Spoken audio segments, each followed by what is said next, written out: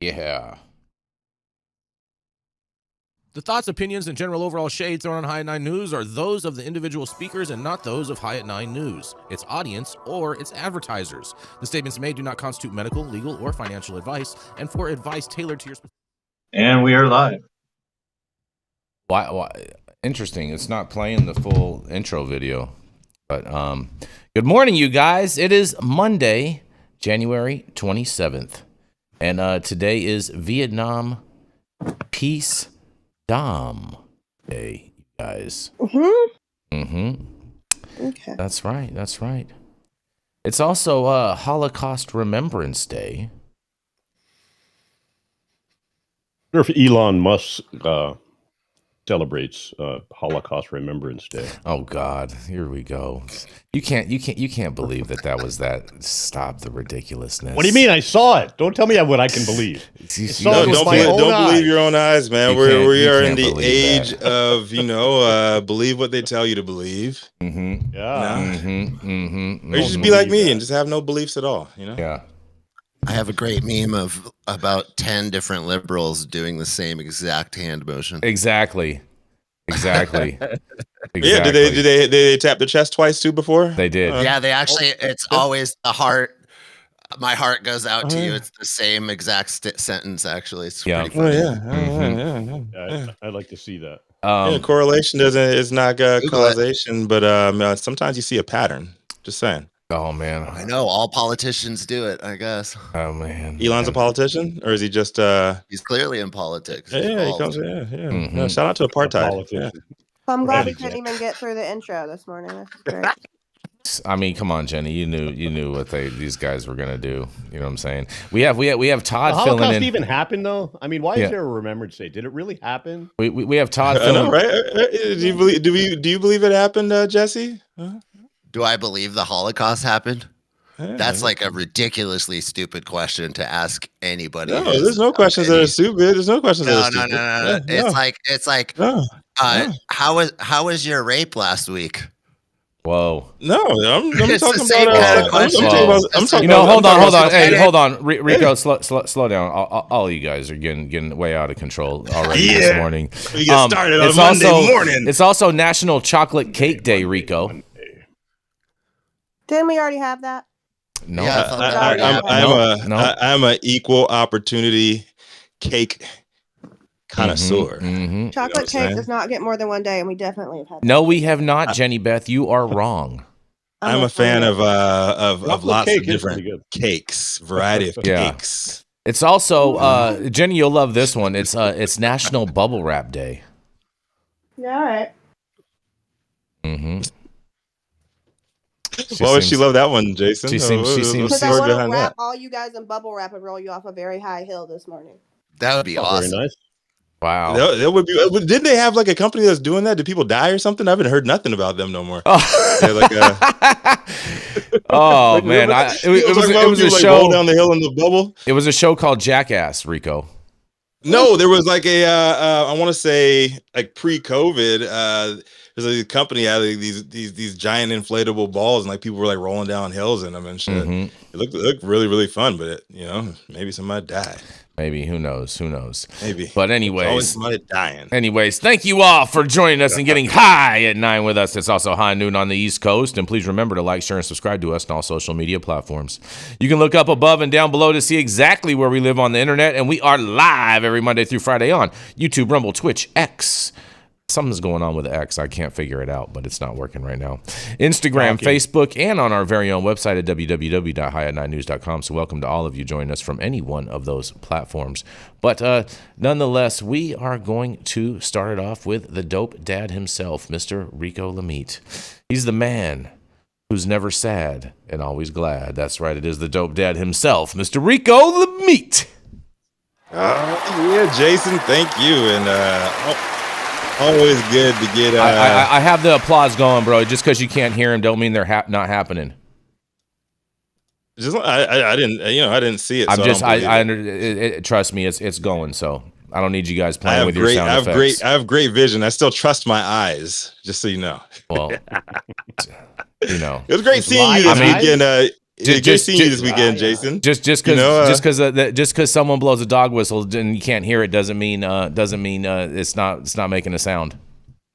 Yeah. Canine units out everywhere, right? They still eating the dogs? They are. They're still eating the dogs. Yes, and the cats. Yes. Not much longer. Kristi Noem is on the job. Taking them out. Anyways, it was great to see you and Millie this weekend, Jason. Had a lot of fun. Had a lot of fun, and I can't wait to see the commercial, see what we did this weekend. Yeah, shout out to our new sponsor coming on board, Aim High Hemp Distribution. We're excited. Yes.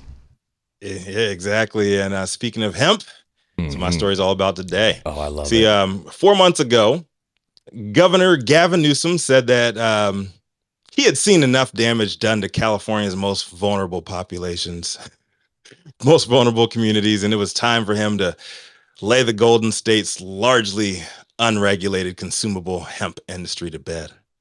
Well, more so turn the lights down and shut the blinds for a little nap until the state could figure out proper guidelines. So he acted with courage. The majority of his gubernatorial peers fared to muster up and put an emergency ban on the sale of hemp-derived intoxicating products within the state of California. And much like the effect carried by Newsom's orange-faced arch nemesis residing in the White House, when Gavin Newsom speaks, the people listen. Well, maybe the governor's team was having audio issues that day because I don't think anybody got the memo. And the hemp industry is popping. And according to another fantastic piece from SF Gates' Lester Black, California's intoxicating ingestible hemp lane is booming, even more so now with major cannabis companies increasing their investments due to its broader market opportunities and fewer regulatory barriers. Hemp, federally legalized in 2018, allows for the sale of intoxicating products nationwide, unlike California's tightly regulated and heavily taxed marijuana market.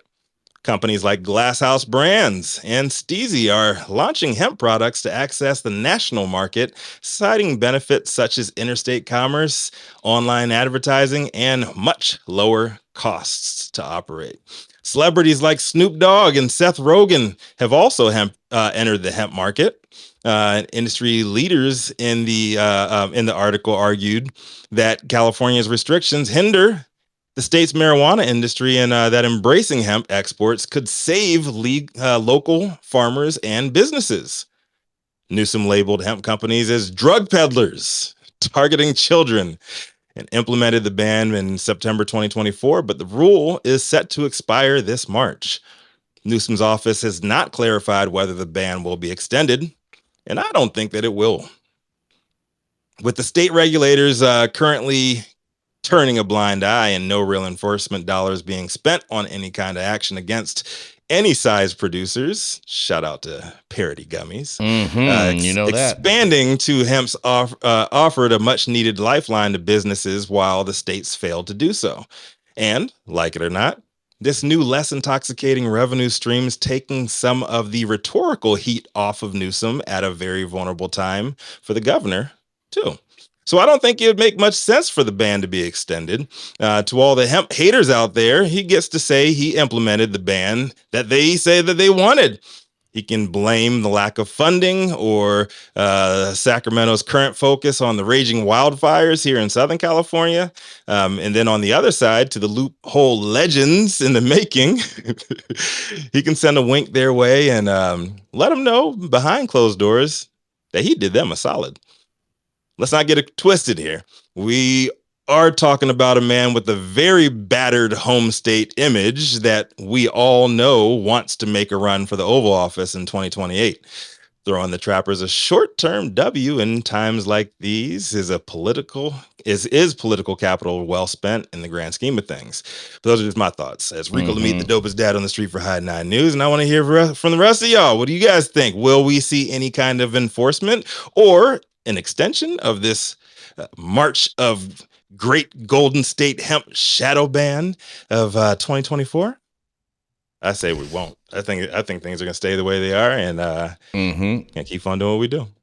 I heard that. You know, I think you're kind of right a little bit on that, Rico. And it just is totally ridiculous that the governor is trying to make this hemp ban overall. And it's like some of the stores are like acting like when you walk in with a hemp product to put on their shelf, they act like you're like actually like bringing like real drugs in their store, like a kilo of heroin or something.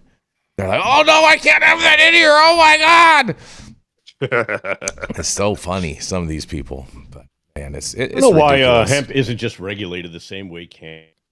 It's so stupid that it's not just one system. Well, if it was the same plant, Todd. Well, some scientists agree that it is the same plant. Well, I personally agree that it is the same plant too. I was being extremely sarcastic right there for you, Todd. I know you were. Yeah, I know. I know you have. I know you have little shoes to fill today because you're filling in for Yarrow. So you know what I mean. That is true. I'm overstuffed in those shoes. Yeah, little wooden shoe, little wooden clogs you got on there. Yeah, under the table. I hope you don't develop any corns because you got those little tiny shoes on today. It's too late. I think they're already here. Oh man, I just don't see how this ban is even going to be able to. First of all, the state doesn't have the resources to enforce on this. No, they ain't got time for that. Yeah, shit. exactly. They don't have the money for it. Yeah, like you know, it was all lip service. We knew it was a bunch of lip service when it happened. You know, this Los Angeles experienced a real fire, and they're trying to make the hemp market a dumpster fire. And just, you know, I guess, you know, Gavin just wants to fire along and fire off. And, you know what I'm saying? We're going to fire him hopefully pretty soon. I don't know, man. We need a governor that knows how to pop, lock, and drop it. Oh, boy. He was popping and locking on every single one of those interviews. And, you know, you got to respect that. You got to respect it. He does have great hair, though. He is a very handsome man as well. Meth is bad. I would love to see him play. He looks like a goblin to me. The way he smiles, he has this very goblin-esque vibe. What the fuck does Donald Trump look like? He looks like the president, bro. He looks like the fucking the top dog in charge. Shout out to Brian Dombrowski who says, "Hello, hemp haters. Your boys at GTI they jumped on the hemp train also." Man, that's interesting. GTI, one of the big MSOs that is actually making money. They're all in it. Yeah, they're all jumping in, and I got to give credit where credit's due. Shout out to Burner, man. Shout out to Burner and Cookies. I think they were the first major brand that I saw making waves with this shit. Selling it across state lines online, not giving a fuck. Fair enough. Well, it's hemp. It's not regulated. They could sell it across state lines. They can sell it. Yeah, that's right. Huh? Interstate commerce, baby. You know what I'm saying? The American way. THCA. All day, every day. Yeah. I had some friends. I was at a cigar shop the other day, and some dude goes, "Hey, man, you want to try some of this THC drink?" I'm like, "Well, let me take a look at it. I don't really just try things." Right? And it was THCA, hemp-derived bullshit, right? And two dudes who did drink it got sick as fuck. Really? And, and then one of them said that he had the weirdest dreams he's ever had in his life after drinking a 5 milligram THCA beverage. I think he was gaslighting you, Todd. I don't know, man. I think he was faking it. Guys who smoke weed. I still think he was faking it. Oh, both guys said they got sick from it. So yeah. Well, maybe it was contaminated. Todd, they got a lot of contaminated product in Nevada.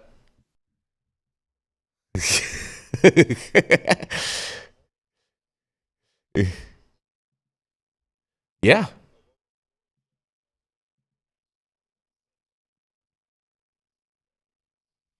Oh boy.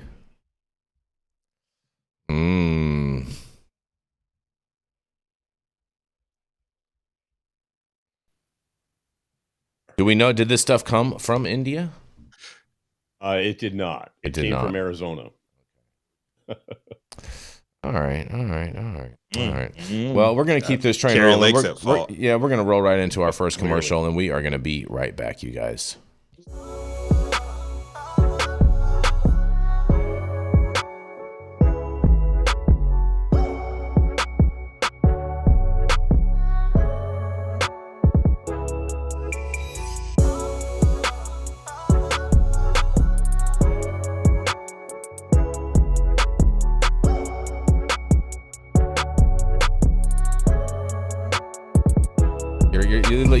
look fine on my end, Todd. Yeah. Go on, really. And, no, like really, a champion. and we are back, you guys. We are back. Yeah, y'all, we are back like we left something. And up next, we have the hemp honcho himself. That's right. Champion of the people, and the man who does not discriminate when it comes to the cakes. Oh, you're Come funny. to the stage. Highest Republican in every room, known for smoking the best weed in the world. None other than Jason Beck. Oh, yes. Yeah. Good morning, Rico. Good morning, you guys. Well, let me say, man, you know, I have a short story today, and since you know what I'm saying, I had to make up for the shortness on the table since Yarrow couldn't make it today. Plus two, last Monday I had a super long story, so I actually have two stories. They're both super short today. But Senator Scott, that's right, Tim Scott, out of the great state of South Carolina, calls on debanked Americans to utilize the whistleblower resource. There's your whistle, Rico. Ahead of the Senate Banking Committee's hearing on debanking, Chairman Tim Scott, Republican from South Carolina, is encouraging businesses and individuals who have been debanked to report allegations to his committee staff. To share such information with Chairman Scott's staff, please email repwhistleblowers@banking.senate.gov. That's repwhistleblowers @banking.senate.gov. Or you can call 202-224-4287. That number again is 202-224-4287. Please include your business, agency, or organization and details of your allegation and a phone number or email address where you may be reached. And in a quote, they say, as chairman of the Senate Banking Committee, I'm committed to ensuring Americans who have been debanked have their voices heard and to prevent Operation Choke Point activities from happening in the future. If you have been debanked, I encourage you to reach out to my staff through our confidential whistleblower resource, and working together, we can ensure bad actors who have exploited their power are held accountable, said Chairman Scott. Man, oh man, oh man. Chairman Scott is announcing that he's going to hold the Senate Banking Committee will hold a hearing focused on debanking on February 5th. Of 2025. That is next Wednesday, you guys. Man, shout out to Senator Tim Scott and taking this lead on removing Operation Choke Point. That's going to be a big win for all of us in cannabis, and I can't wait to hear what y'all have to say today. You think it's a cannabis move, or it's just a I'm mad at the banks move? No, it's this is definitely indirect with cannabis. Now, there's other industries that also are affected from this. You have the OnlyFans models, for instance, Todd. You know what I mean? A lot of girls out in your state will be affected. Can whistleblow on this. And then you also have OnlyFans people in California. I think there's more OnlyFans girls in Nevada, but whatever. It's definitely not just a cannabis issue. No. Yeah, gun manufacturers. You know what I'm saying? There's a whole bunch. The tip of the spear for this is crypto. Yeah, crypto, yeah. The crypto and the tech industries really got hit hard by Operation Choke Point, as did many other industries, adult industries, ATM machine industries. Cannabis is one of them. And Operation Choke Point is getting hit really hard right now. They are repealing it. They're trying to undo it. And we are hoping that because cannabis was lumped in and all the state legal cannabis companies were lumped in with Operation Choke Point, that they are going to affect cannabis companies as well. No, I think so. We would be able to benefit as collateral damage here if this were to. Yeah, we're not the tip. The cannabis is not the tip of the spear. It's definitely crypto and tech for sure. Right. Tim Scott was. Let's keep it a buck. Tim Scott would snitch if you pulled out a joint anywhere near him. Oh no, he wouldn't, bro. Stop it! No, stop it! Whoa, no, that is a big no. You know what? You're gonna have me pull up my pictures. You're gonna have me pull up my pictures of me and Tim Scott. You're gonna have me pull up my pictures of me and Tim Scott. Just Well, with what all does of that this have to do ridiculousness. with Tim Scott. choke Yeah, point? Nothing. Tim Scott is the kid in middle school. Tim Scott is the kid in middle school. He always Stop had a it. girl. He always had a girlfriend in the state over. No way. Tim Scott is a champion for us, bro. Stop the ridiculousness. Yeah, I swear I have a girlfriend. Oh, I swear. She's in Canada. Yeah, she's in Canada. She's God. she comes down with her You mom. guys We go to always church like to together attack the every people that are Easter. trying to help us. I don't understand it, you guys. I really don't. He's not trying to help us. They don't give a shit about I us. don't understand it. I know. You don't know. Come on, you can't have it both ways. Like we all Bullshit. know that these. It's we fucking, all it's know fucking that they don't chocolate cake care. day, Rico. Get the fuck out of here. Wait. For the first time, we have people in politics who are unrolling something that has incredibly Exactly. hurt many Americans. Thank you. Which cannabis people They are do just not one care group. about cannabis. Nobody. Hold on. Let No. Jesse finish. Let Jesse That's the finish, whole Rico. point, Let Jesse is that finish. They care about all of the people affected by Operation Choke Point, and cannabis is one of those. You can't just say, "Oh, they care about everybody but us." That's not true. Yeah, you can. Yeah, you can. Okay, so then, which other ones do they not care about that you arbitrarily decide? I'm not just saying Republicans. Yeah. I'm saying Congress. They don't give a shit about cannabis. They've give shown a that shit time and time and about time Choke again. Point. The point is Choke Point is an umbrella, and cannabis fits under it. And all You just really love saying Jesse- choke point, don't you? Jesse's You right. guys say Jesse's that. right about this. I don't understand why. I don't understand It's why one you're of the so most terrible against this. things This that's is happened in American Yeah. history. Like, it's a really bad thing. It's not even a Yeah, joke. it's at a all. shit actually policy. very I'm not serious. against it, Jason. I am being realistic. no, you're not. They It's do going not. to be They good. don't give a shit about us, and I wouldn't be surprised. Rico, it doesn't matter if they give a cutout. shit. It doesn't I wouldn't- matter I if wouldn't be they give a surprised if shit. they put a- It's they put a- going they put to a affect cutout us in it. positively. It I doesn't said I matter would not if be they. It surprised. doesn't matter. I'll It believe will when it affect happens. us positively. If they I'll unroll believe when it Operation happens. Choke Point, it will affect us positively. Yes. As with Period. everything else, as with everything else that moves through our government, I'll believe it when it happens. You believe can. it. You It's I'll can. believe happening I'll right believe it when now. it Yeah, happens. it's in front of happening your right. eyes. It's gonna I'll start. believe it. It actually starts, Rico, on February 5th, which is next Wednesday. I'll believe it when it goes through and they don't last minute cut cannabis out of this shit. They're not I going to don't cut believe none of this cannabis shit. out of it, bro. You I don't believe stop, none of it until stop it the- happens. So they're gonna, Oh, bro. unroll Nothing. Operation Choke Point for everybody but cannabis. Yeah, I told get you. the hell I told outta you. here. I am not a blind believer. I don't believe none of Oh, this shit. boy. Like, none of it. Mhm. We'll see. Mhm. Oh, We'll see. okay. Jesus. Tim Jesus. Scott's a snitch. Stop the ridiculousness, bro. Tim Scott is a champion for us, man. Shout out to Tim Scott and everyone working out in his office. We appreciate. Yeah, all he you doesn't. guys' efforts. He doesn't mind. He doesn't mind getting snubbed for that cannabis spot, for that cabinet spot. You know, he can go right back into the closet. Oh God, you just always with the ridiculousness. We're gonna keep this train rolling. We're gonna roll right into the man with the golden voice, who is happened to wear a size 3 shoe today. That's right, it's Mr. Todd Denkin. He's the founder at DigiPath Labs and of the Smuggleverse, where you can buy all of your digital dank too. That's right, it is none other than the golden voice himself, Mr. Todd Denkin.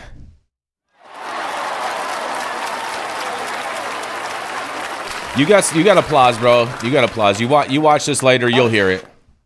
Got it. It's my own applause. No. I'm literally, I have an effect board. I'm doing it myself. Well, Jason, thank you. And thank you to everybody watching, to my esteemed colleagues. And thank you for to our little elf on the shelf for not being able to make it tonight. But your shoes are very hard to fill because I can only get like one toe in.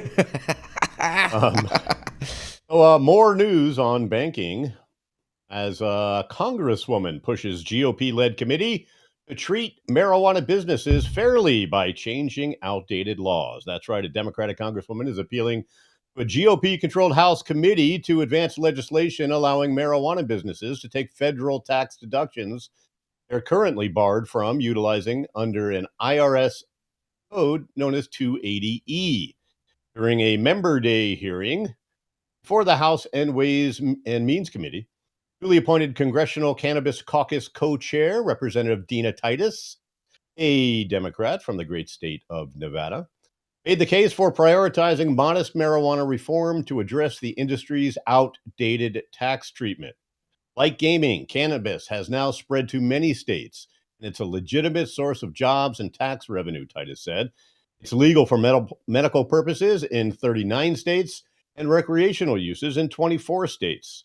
Despite this, the outdated scheduling of cannabis as a Schedule I drug means that those who work in the legitimate industry in those states where it's legal, to have, to jump through hoops to operate just like any other small business does, she said. And she also added that the issue at hand is IRS Code 280E, which falls under the Ways and Means Committee jurisdiction.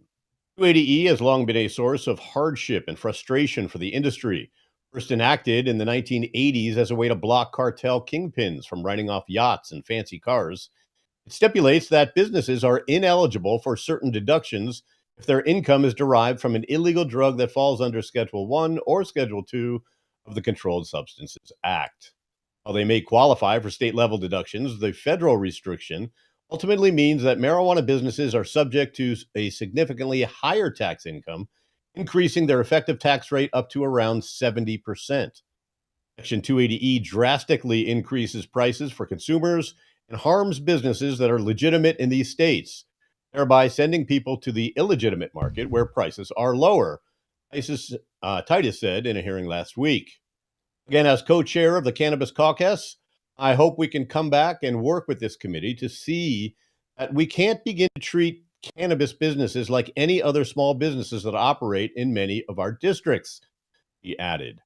Titus and everyone's favorite representative Ilhan Omar, a Democrat from Minnesota, replaced now retired Representatives Earl Blumenauer and Barbara Lee as the Democratic leaders on the caucus earlier this month.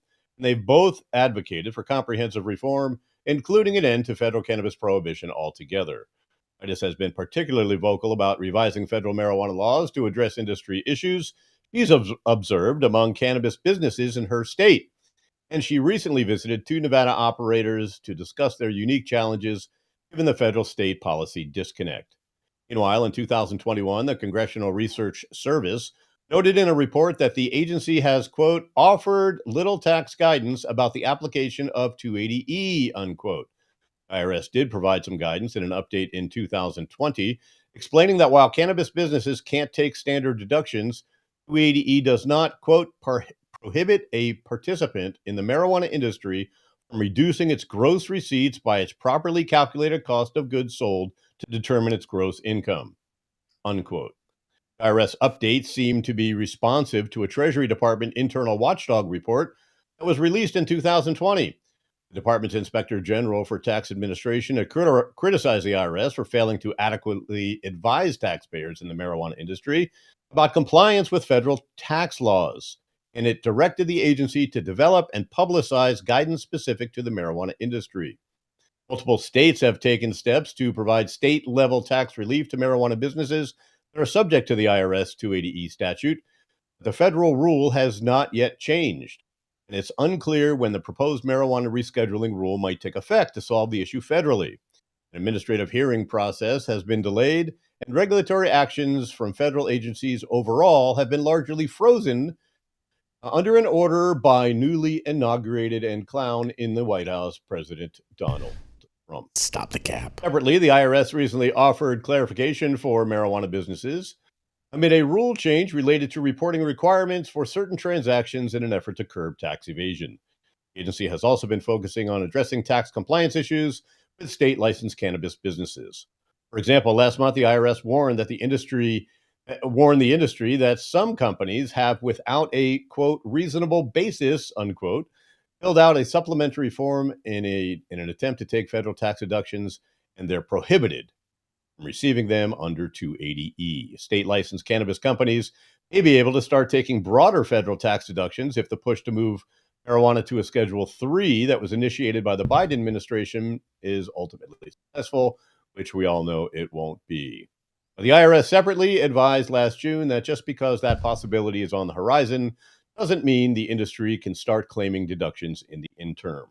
These notices come as certain multi-state operators have been seeking refunds for what they say are excess taxes paid in last year's due to 280E. I'm Todd Denkin with High at 9 News, filling in for our very own elf on the shelf, Yarrow Kubrin. What do you guys think is going to happen? Are they going to reverse 280E? They're not. Or they do something I for mean, the people? That would be phenomenal if they did. That would be simply phenomenal if they did. I would totally support all of that. But I have a question for you, Todd. Did you actually just say that the Biden administration would be unsuccessful in something? I said that that cannabis was not going to be rescheduled based on some laws that Biden tried to pass. But yeah, I mean, he was no champion to marijuana, although he did free 2,500 folks right before he left office. That was kind of nice. But yeah, there was only maybe like 5 of those people were cannabis people. 3. Oh, 3. Thank you, Jenny. 3 of the 2,500? Wow. Yeah, 3 of the 2,500 were cannabis people. I want to see that fact. A fact, or is that an alternate fact? Jenny, do you want to address that? There's a fucking list online. You can look it up. There's a fucking website on. I think Jenny will email you over that list, Todd, so that you can yeah. Mm-hmm. Yeah, there has. Trump, he legalized the farm bill, bro. What are you talking about? That's the default legalized cannabis all the way, all day. THCA. No, Obama's. Yeah, right. Obama's the one that started Operation Choke Point. I got raided twice under Obama and never under Trump. He is. He's the man. He's the man with a master plan. You know, I mean, he already released the Kennedy files, Todd. Well, what does that have to do with cannabis? I bet he's not going to release the Jeffrey Epstein files. Oh, yeah, he is. No, he's not, because he's all over it. No. I already saw this. This is getting released once Kash Patel gets confirmed to head the FBI. We lost correspondent audio. No, we didn't. We did? That's what the audience is saying. That's what the chat is saying? They can't hear Todd. They can only hear you. See, Jason does that to silence people. Oh, no. Just hold on. Yeah. Yep. Jason the censor. Oh, man, you guys. Don't tell Nick Bradley that. Yeah, right. Oh, he's back. They're back. You guys are back. They got you back. You guys, look at that. You guys have been on silence. Back. So you probably heard me say that. Yep. Just in time, huh? Mm-hmm. Just in time. Yep. Exactly. Well, you guys, this was fun. You guys, this was fun. You know, and we're all rooting for 280E to go away. So hopefully it'll work out. Except for Rico. Rico's probably not. I mean, because he's a hater overall. He doesn't want Operation Choke Point to go away. So, Jason, let me ask you a question then. So, you're actually supporting something that Elizabeth Warren is doing? I am in support of her with this. Yes, I am. I am in support of this. This is the one time that I've seen her actually do something for a constituent base, as opposed to just trying to grandstand or play you know what I'm saying, build a fire or something. You know what I mean? Last week you didn't like her, but this week you like her? I didn't. No, I like her in this moment. Not the day. The moment. Not even the day. Not right? even the day. No, this moment, because we know she's going to go and do some other dumbass shit later on today. But this. Hold on, this bro. was good. We got my story coming up too. She's on a roll of doing cool stuff. I don't. No, this is not the same. This is Senator Warren. Oh yeah, but his Todd story was more around Congresswoman Dina Titus. Well, yeah, she's already off. And she's already off to the races. I'm a big fan of hers. Worked with her on a number of things over the years, and so big fan of her. She's been in my lab a few times. She's very nice lady. She's been in your lab, huh, Todd? She's very sincere. Like, she really loves the industry and knows she does about it. She does. She really does. She does. Yeah. She does. She's a sharp cookie, cool. And the industry is good to have her. She's a good, strong ally for us. Well, on that, I guess we're gonna keep this train rolling. We are gonna roll. You have anything else you want to say, Jenny Beth? Since you're homesick today, can't show yourself. You're not feeling well. Refuse to show myself. Yeah. I also refuse to scream over people because I have a migraine. I Oh, know it would be nice, but I'd like to kind of see Kim Rivers get in trouble for however she fucking evaded 280E improperly first before they pull it back. But hey, well, don't worry. There's be lots of accountability going on in the next 4 years. That's for sure. And in that, we're gonna roll into our next commercial, and we are gonna be right back. I just ordered the summertime strawberry salad when added steak on top here at Anna's.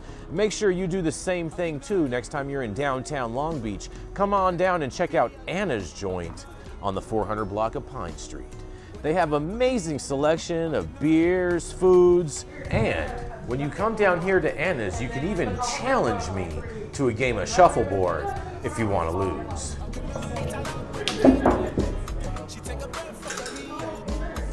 Did you get that? So, next time you're in downtown Long Beach on Pine Avenue, make sure you stop by Anna's Joint on the 400 block. Not only do they have Anna's Joint, this restaurant and bar, but they also have the amazing deli next door, and then next door to that, they have a very exotic flower shop. You may want to stop by and say hi.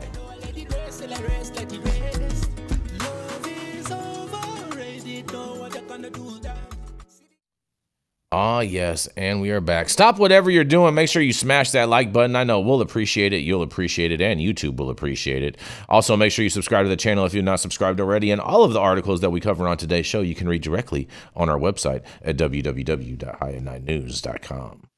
Are you a business that's suffering from the hyperinflation that is plaguing America today? We have the solution for you. That's right. Patriot Business Financing. Head on over to www.patriotbfc.com and apply for a loan up to $2 million. Any state, any industry, even the cannabis industry, the CBD industry, as well as the industrial hemp fiber industry, secure up to $2 million today. And make sure that when you apply, you tell Paul you said hi from High at 9. Oh, and we are back. We are going to roll right in to Mr. Jesse Barney. He is the man from JB Designs who helped High at 9 with all of its initial designs as well and can help your company too or brand. That's right, it is none other than Mr. Jesse Barney.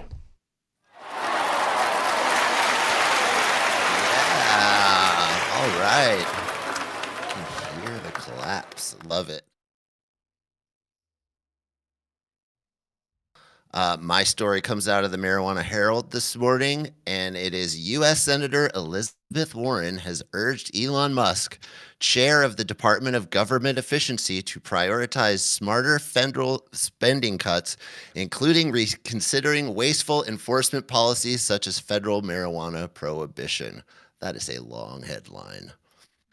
In a letter sent to Musk, Warren outlined 30 recommendations aimed at reducing government inefficiency while protecting critical programs like Medicare, Medicaid, and Social Security. The letter follows Musk's recent walkback of his ambitious pledge to cut $2 trillion in federal spending, scaling it down to $500 billion annually. DOGE, a new federal agency created by President Trump in January 2025, was tasked with overhauling government bureaucracy and slashing waste.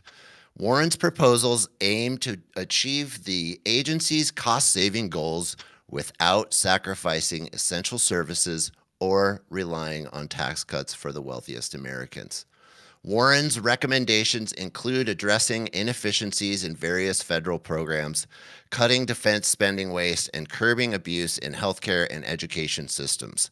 However, the senator's call to end wasteful enforcement programs such as federal arrests and detention related to marijuana offenses stood out as potential bipartisan solution.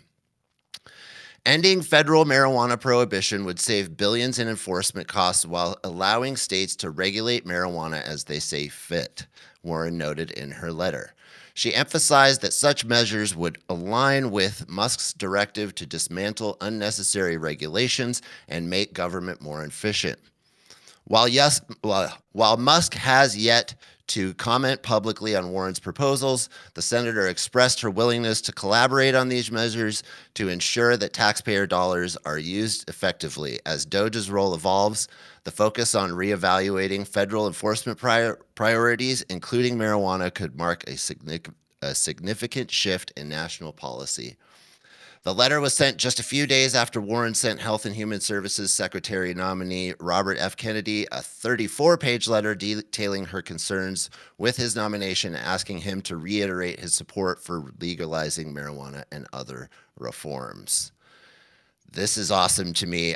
I'm super stoked to see Senator Warren reaching across the aisle to cut inefficiencies in government, and specifically calling out things with cannabis and decriminalizing it at the very least, or doing something along these lines. So I think this is just a great sign of what's to come, and I'm really excited by seeing this working together that's happening. I'll toss it back to my co-collaborators here. Oh man, Doge is kicking in already. Oh, the stock value of America is already going up, and even Elizabeth Warren is jumping on board. Look at that. Todd is about to do a backflip right now. Is like he just doesn't understand. His head's about to explode. Dude, I'm all for government efficiency. Believe me, we've never experienced government efficiency. So, yeah, it's kind of an oxymoron, right? That's what I'm saying. So if these guys can do what they say they're going to do, then fuck, that's great. And the great thing is that she's working hard to federally legalize marijuana. Going to be voting red pretty soon, Todd. Yeah, I don't think so.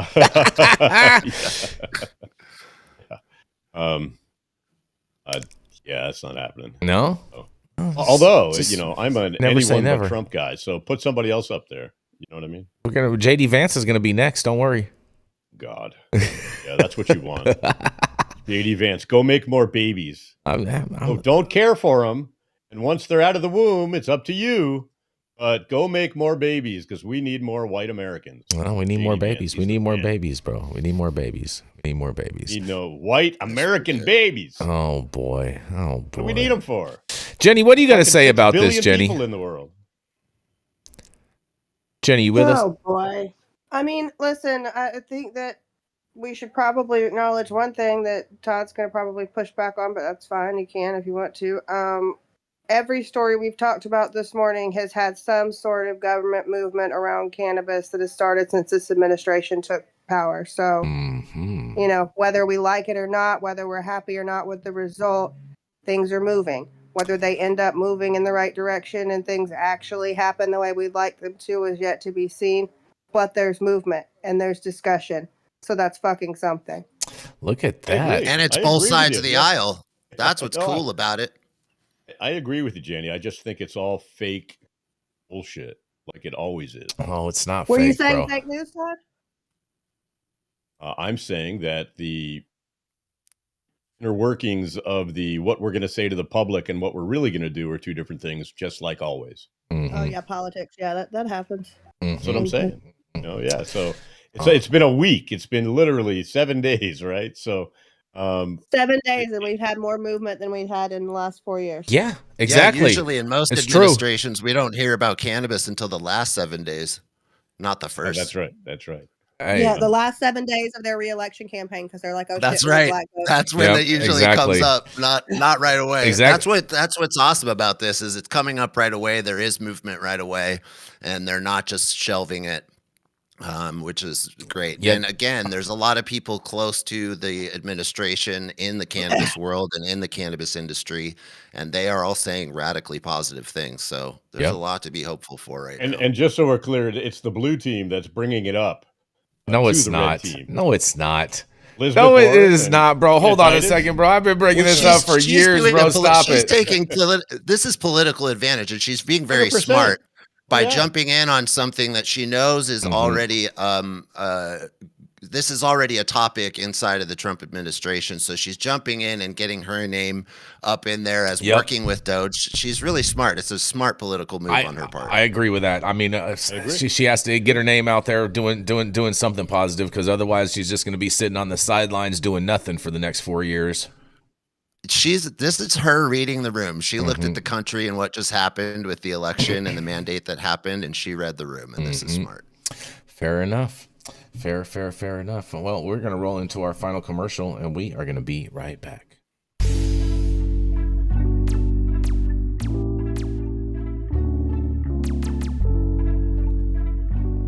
Are you all ready for America's new #1 D9 gummy line? I know, right? That's right. We are bringing to you Parody Gummy.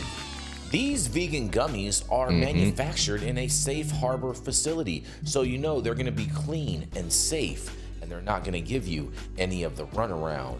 Coming in, we have 3 amazing flavors for you. We have the Raspberry Riots.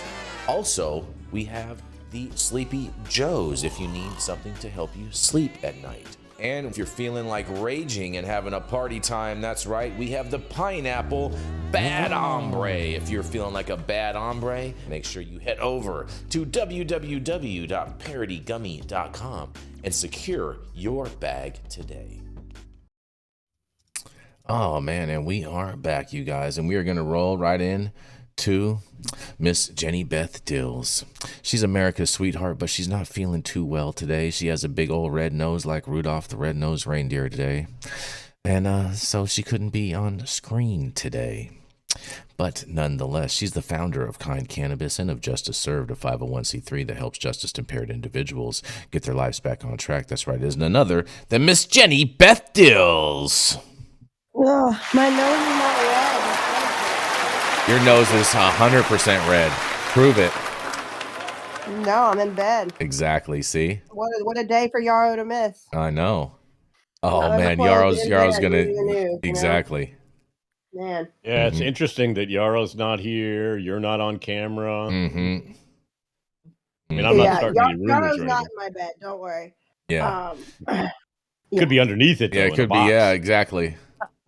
Oh God, I hope not. He's in the shoebox, huh, Todd? That's right. That's right. Is that where we if I find Yarrow under my bed, he's going in a different kind of box. But anyway, boy. Moving on to New York, Jason's favorite state. That's right. New York's legal cannabis industry is reaching new heights financially. After a rocky rollout, the state is now on track to collect $161.8 million in marijuana tax revenue this fiscal year. Shit, why'd my phone just lock? Sorry. A massive jump from the $43 million collected last year. Governor Kathy Hochul's latest budget projections revenue will grow to $248 million next year and hit $374 million by 2029 as the legal market continues to expand.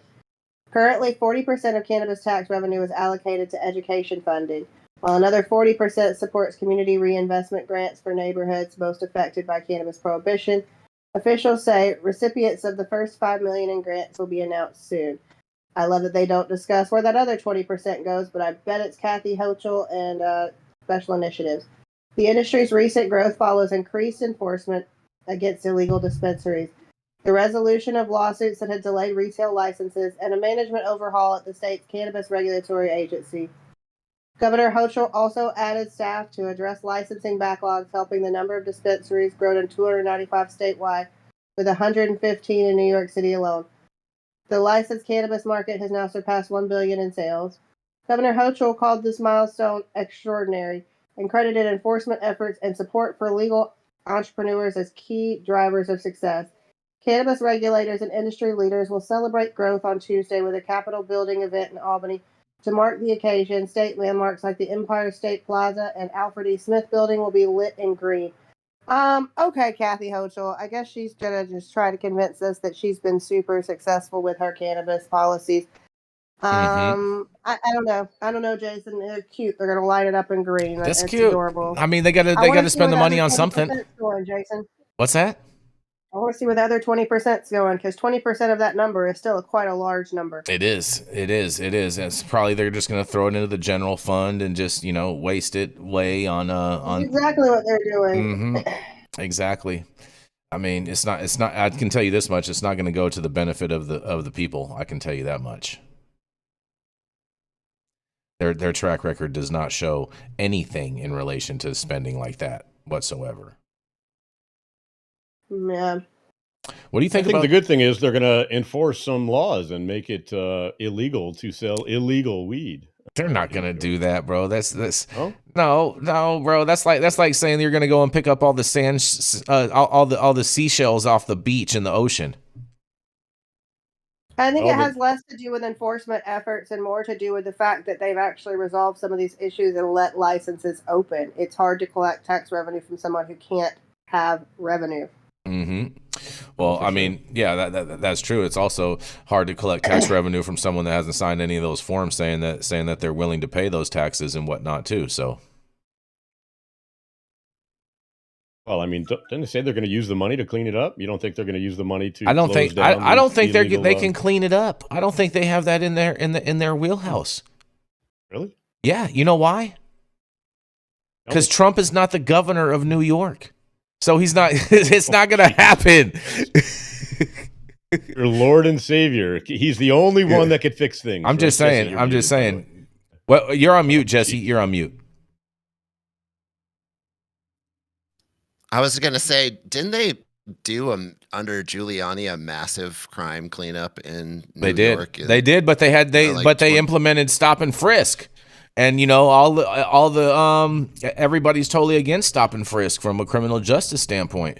But it worked, right? It did. Well, it did work. I mean, like the city literally got better. Mm-hmm. I'm just going off what people told me. Just go off the stats. Just go off the stats. Yeah. Mm-hmm. That's true. So wouldn't that be pretty simple to do with these illegal pot shops that are on every corner? I have been to New York City recently. What are you gonna say? What are you gonna do? Initiate a policy of stop and smell? I mean, it's so obvious though. They're I was like, if I was a cop, I could literally walk down the street and walk into every single one of these and arrest people, but they don't. I can just totally wait. I couldn't see the New York Booth Patrol storming down the street. That's the thing, is there's too many now. That's what you're saying, is like it's like trying to pick up seashells off the beach. Seashells get them off all. the beach. Mm-hmm. Right. You can't. Mm-hmm. How could you? Mm-hmm. Unless you really, like, it would be a hardcore effort to do that.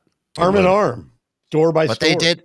I guess my point is, I think they did do this before in New York City, so they could do it. It's just like it takes. Well, hold on. First of all, hold on. That We're talking about crime. First of all, okay, about crime overall, right? Okay, but what we're talking about is people selling products on their shelves that the government is saying is illicit. Okay, and what I'm saying is they don't have that. I'm not buying that as so-called crime. I'm not buying selling that. illegal products. I'm not buying that as a so-called crime. So-called crime. It's a crime. You need a license to do it legally. So if you change the thing, if you sell cocaine in a convenience store, is that a crime? That falls under the same thing of what I'm saying is that they have no enforcement to be able to go after that, is what I'm trying to say. What do you mean it's crime? Right. Not enforcing it doesn't mean it's not a crime. Right. To me, it's all semantics, bro. I get it. Okay. Stop and frisk was about stopping violent crime in the city of New York. It's a very big, different type of thing. It was about racism and getting all the No, it was not, bro. It was about stopping homicides and stopping violence in New York. And it supposedly worked. And it worked. You could disagree with it, but it supposedly worked. They filled their jails with minorities. Did do that too. Well, but did New York get safer? That's all I want to know. I don't care who was in jail. I just want to know, was New York actually safer? New York was safer. Yes. So if they did that kind of policy before, wouldn't it work to institute something like that? But you're trying to get rid of the illegal pot shops, I think so that you can actually. It's two different types of things, Jesse. You can't have. Why? Because it's the same tactic. No, it's not. It's very different. It's very different. Very, very different. What's different? I totally disagree with that. Ethnically profiling the shop. Stop it, Todd. Stop it, Todd. Okay, I see what you did there, Todd. Yeah, thank you. Nice. Hey, just so we know, according to most research, stop and frisk has not been proven to be effective at reducing crime. Yeah, but you're getting this from the woke studies. It has a minimal impact on crime rates, while disproportionately targeting minority communities, making it largely considered ineffective and problematic due to its discriminatory nature. Most evidence suggests that any crime reduction associated with stop and frisk is negligible compared to its negative social impacts. Mm-hmm. Okay, so let's take that at face value. So then my question is, we know that in the 70s and 80s, New York was a terrifying place to be. And then sometime through the 90s, New York got a lot safer. That's a fact. We know that. So the question would be, what happened to make it safer? What did New York itself do? And how do they use those same kind of tactics to kill these illegal shops and let the legal ones flourish? Well, according to the Google machine, oh boy, no research has ever proven the effectiveness of New York City's stop and frisk regime, and the small number of arrests, summonses, and guns recovered demonstrates that the practice is ineffective. Crime data also do not support that New York City is safer because of the practice. I don't know. Jenny, what do you have to say about this, Jenny? About stop and frisk? Just in general. Oh, man. I don't know. I guess we'll see what New York's going to do. I don't think that their enforcement, like I said, has had anything to do with it. I think stop and frisk was, in fact, inherently racist, and I don't know if it worked or not, because I'm pretty sure you could still get stabbed and mugged in the street in New York. But, hey, what do I know? Fair enough. Nick Bradley says selling single cigarettes has always been illegal, but they've always done it in New York, and that's true. Oh yeah, Lucy's. Yeah, Lucy's. Yep, Lucy's. And I. Unless you're a black dude, then they just kill you for it. Whoa. Hold on a second. But my point being is this: is I would say that the selling of illicit cannabis products is the same as selling Lucy's. In one of these stores, and they've never been able to have any type of policy that has been able to curb that, and therefore I don't see them having any type of policy that's ever going to be able to curb this either. So you're saying that just New Yorkers in general are like the freest people because they just do whatever the hell they want, regardless. Yeah, because there's too many people to enforce on. Yes, I am saying that there's power in numbers. Yeah, well then that's just some psychological doublethink that everybody has to deal with. Oh man, shout out to the psychological doublethink. You know what I'm saying? Man, we're the most regulated place in the world, but we also ignore all the regulations. Exactly. Yeah, we just it's the regulations are there for tourists. You know what I'm saying? Make them feel safe. Yeah, much work. Right. We're not staffed up to organize this stuff and exactly regulate it. I'm telling you, I got a lunch date at 1:00. Oh man, you guys. Well, we're gonna roll into our final story. We might actually end close to on time today, you guys. Shout out to that. Because let me tell you something. I got another second quick story for you guys. You're gonna love this, Todd. Because JPMorgan Chase CEO says, in quotes, probably would, end quote, embrace cannabis banking law if the law changes. That's right. In a recent interview, the CEO of JPMorgan Chase, Jamie Dimon, says the bank probably would begin offering services to marijuana businesses if federal law changes, you guys. That's right. Speaking this week on an episode of The Unshakables, a podcast produced by JPMorgan Chase, Dimon said the enactment of federal marijuana banking legislation would significantly influence the bank's stance on working with state-licensed marijuana businesses.